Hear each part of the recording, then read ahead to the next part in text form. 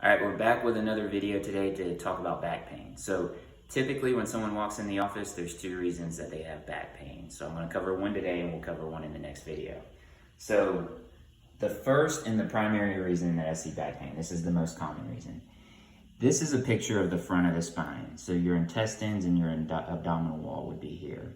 And this muscle right here is what's known as your psoas. So its function is to flex your hip. So when you flex your hip, you're basically doing this movement right here. So it pulls me up. So this is that muscle in a shortened position, and then this would be it in a lengthened position. Now what happens to that muscle is most people sit for a living and they're here with it shortened.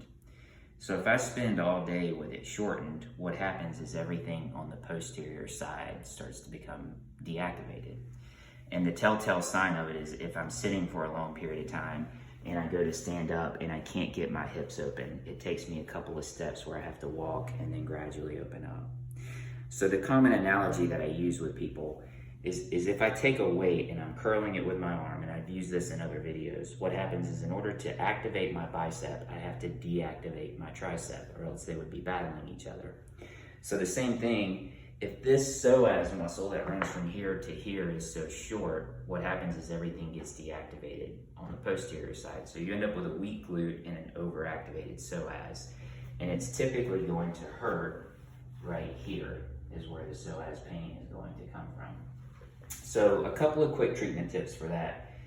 The first is we want to try to stretch that out and dig into it. So a good way that I like to do that is if you take a ball, kind of get into a lunge position, place the ball to the side of your abdominal wall, put that arm above your head, and then just work on sinking into that lunge over and over and over again until you start to get some relief.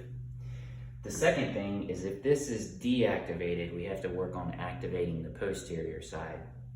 So a very simple way to do that is make sure you have something stable that you can step up onto, but something you can also hold so that you don't fall. And then work on stepping up and then getting a good contraction through the posterior side where you feel this activate. Do 10 to 15 steps on each side once a day after working into this area with the ball. And same thing like with all injuries, give it 3 to 4 days. This isn't normally one that's going to interfere with an activity. You're just going to be completely shut down. So there will be no activity at all. So it's not like you're going to go out and try to run. You're just going to be shut down. After 3 to 4 days, if you're not getting any relief, then that's when you want to seek out care. So that's the end of the video for today. Thanks.